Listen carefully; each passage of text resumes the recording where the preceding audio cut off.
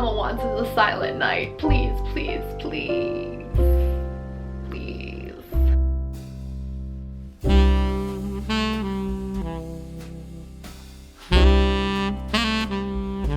Hey loves, it's Brianna. I've finally gotten around to filming the video about how we sleep trained Presley.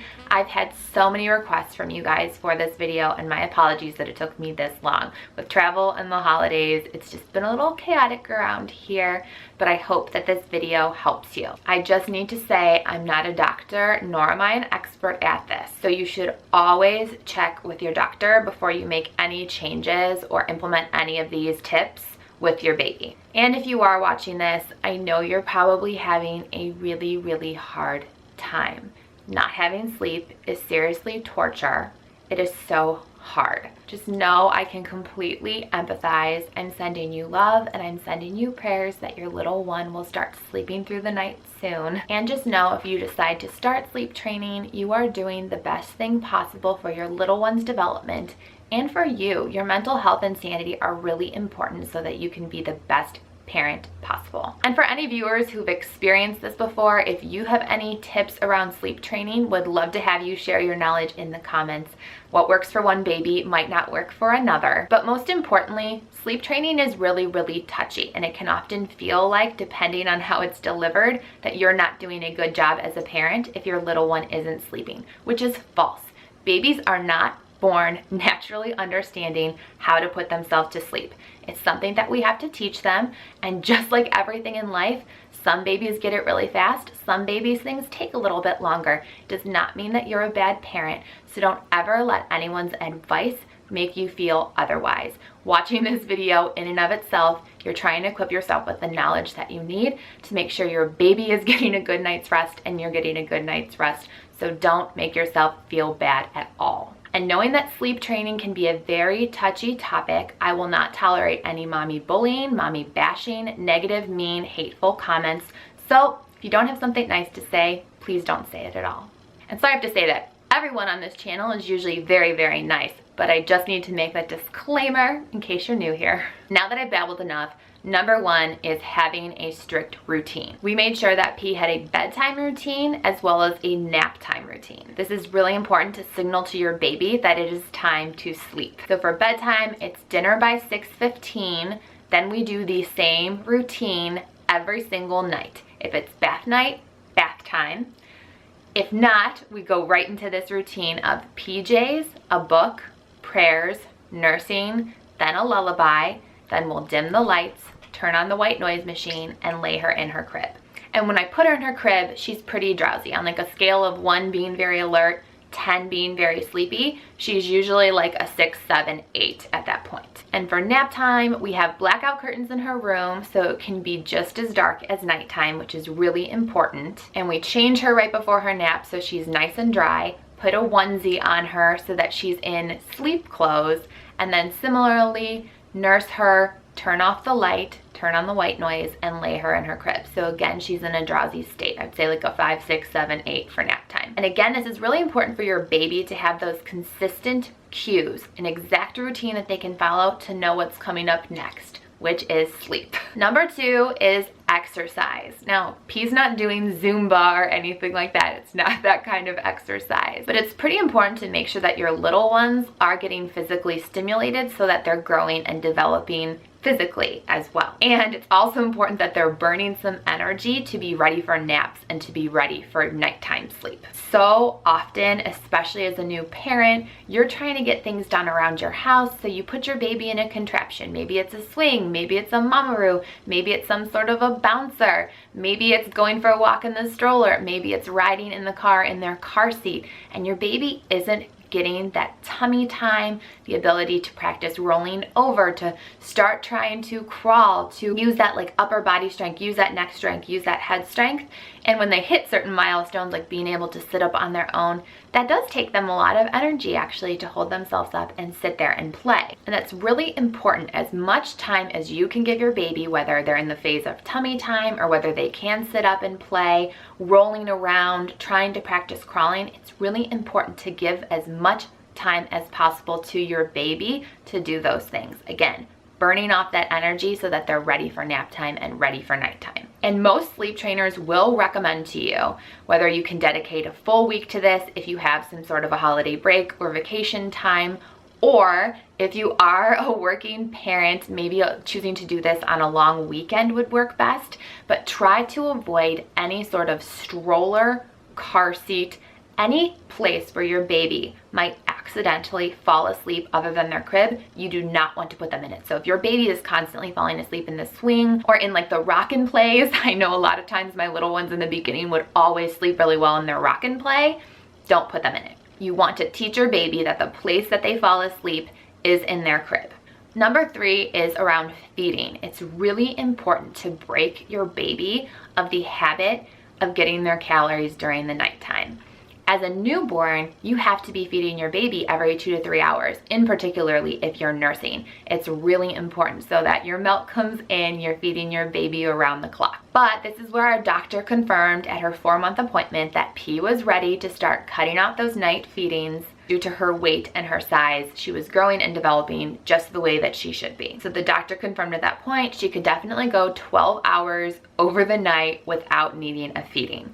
She also said at our 4-month appointment we could start introducing green and orange solids to her diet. And as soon as we made that change in her diet by incorporating solids, we saw such a change in how she was sleeping. And this was really important because she no longer needed to have those feedings at night in those every 2 to 3 hour increments. So let's say your baby is like P and is waking up every 2 to 3 hours, so about 4 times a night if you're putting them down for a 12-hour nighttime stretch. The hardest feed to break is that final 3/4 of the way through the night feed, because technically that is when your baby would be the hungriest. It's their time that they're the longest without having something to eat. So our plan was to make that be the last feed we would try to cut out. So we started with cutting out that first feed. So after she'd been sleeping for 2 to 3 hours at night, I was no longer going to feed her at that increment, but I would still feed her to slowly wean her off at that 6 hours, so the midway mark, and then that 9-hour feed, so that she was still getting that extra bit on her tummy as we slowly weaned her off. Once we made it that first 6-hour stretch without a feed, we eliminated that midway point feed, so that she was actually then stretching herself to about 9 hours without needing a feed. And then the final feed we eliminated was that 9-hour one, so that she was going the 12 hours straight without a feed. So she adjusted to her body needing her calories during the day versus at night. And again, this was something we did gradually. It did take us a few weeks to get to that space where she had completely stretched out to 12 hours at night, not needing fed, and she was getting all of her calories during the day. I'm sure other people have done it and other sleep trainers probably have ways that you can do it, but for us, gradual worked the best. And it does mean we have to be really consistent during the day of ensuring that Presley is getting milk every 2 to 3 hours, the 12 hours that she is awake, along with 4 times a day we will give her solids. That way we know she is getting plenty of calories during the day and isn't needing to make up for any calories at nighttime. If you have any questions about this though, definitely check with your doctor. If your baby is needing more calories, they probably can't go the full night without a feed. So just confirm this with your doctor that it is okay for you to put your baby on a cycle of 12 hours of feeding during the day, 12 hours off of feeding at night. All right, the 4th part of sleep training that is the most controversial, but crying it out. And I've heard there's different versions or different levels of crying it out. There's like a hardcore, you just let them cry. Then there's a more controlled cry it out. And that's definitely the method that we were employing. So my husband Adam had to be the lead on doing this cry it out method, or this controlled cry it out method. Because if your baby is like P and used to waking every 2 to 3 hours, having mommy who's breastfeeding come in the room to feed her, she knows my smell and that is what she expects. So I needed my husband to be the one to come into the room and teach P that instead of using mommy nursing to pacify, calm her, feed her to go back to sleep, that she actually had to teach herself. Again, the whole point of sleep training is teaching your baby to put themselves to sleep. So when P would wake up after that 2 to 3 hours crying, Adam would go in, he wouldn't pick her up, he would soothe her, rub her back, give her her pacifier, her Webinub, so that she was learning to self-soothe herself to go back to sleep. Most of the time, She would stop crying within a minute, he would leave the room, shut the door, and then she would sleep that extra 2 to 3 hours until, again, we were weaning her in the beginning, that midway night feed. Let's say she didn't stop crying. We would never let P cry for more than 5 minutes. So this is where it's more of that controlled cry it out. And we would judge the sound of her cries. If it was a week where she was teething and you could clearly tell that she was in teething pain, I would go in, I would soothe her. Babies generally need to nurse, especially when they're teething, to actually bring themselves to a calm enough state to then go back to sleep. But if it wasn't a teething week, and during the couple of weeks when we were making this transition, she wasn't sick or anything like that. We were simply teaching her to teach herself how to go down to sleep. He would go in every 5 minutes and repeat that same, rub her back, soothe her, tell her it's okay, it's nighttime, here's your pacifier, put the pacifier in her mouth. She would go back to sleep. And I really don't think it took him more than 3 times max going in and doing that for her eventually to go to sleep. And as the mama, this is the hardest part. I remember reaching out to my girlfriends who are fellow mamas who are in the same stage as me. And if you follow Tara Henderson, you are my girl, because our kiddos are 3 days apart, so we were in this together. I would call her like, I'm going to crack. Even the 5 minutes of P crying goes against all of my mama instincts. Like, the first thing I want to do when my baby cries is run in, grab her, put her on my boob. Like, one, my boobs react to that, right? If you're breastfeeding, you know, as soon as you hear your baby crying sometimes, you get that letdown feeling of, oh, I have milk now to nurse my baby and soothe my baby. So it's really, really hard. It's definitely fighting your maternal instincts when your baby's crying and when you're doing sleep training, which is why I would recommend, whether you have a husband, a partner, a friend, another family member, if you are the mama who's nursing in this situation, to come over and be that support and be the person who can go into the room and soothe your baby and help them learn how to put themselves to sleep. It will make the sleep training process so much easier. And they can also be your moral support, because you're gonna need it. So again, just being realistic for us, this was something we did gradually over a few weeks. It was not something that we could do a crash course.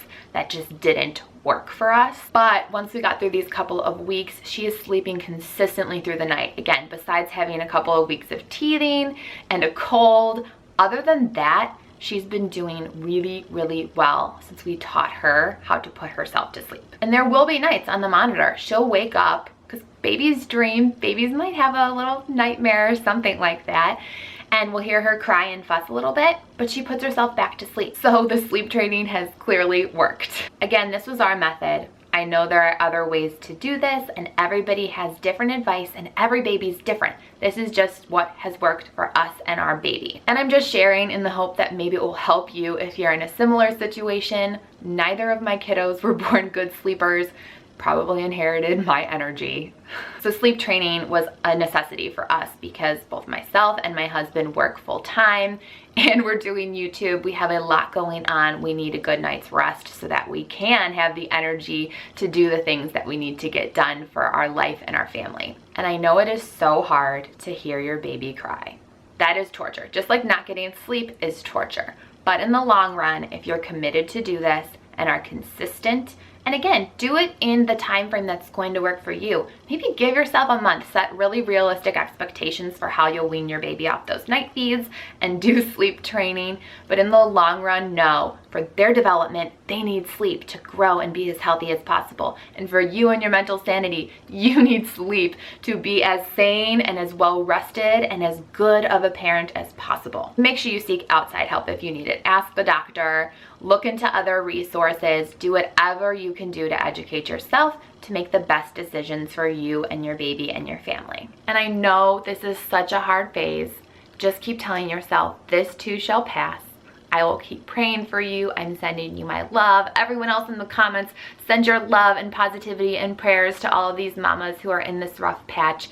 We all go through it and have been there at some point, pretty much. Not, you are one lucky mama. But let me know if you have any questions. I'm here for you. I know other mamas in this community that we have are gonna be here for you too. And I'll do my best to pay really, really close attention to the comments in this video. I get a lot of comments from you guys. It's hard for me some days to keep up, but I really, really appreciate them and will pay extra attention to this video because it's something that's a huge struggle, and when you're in it, it is really, really hard. Can't reiterate that enough. All right, I think this was a really long video. Thanks so much for watching if you've stuck around to this point, and I will see you in my next one. Bye, loves.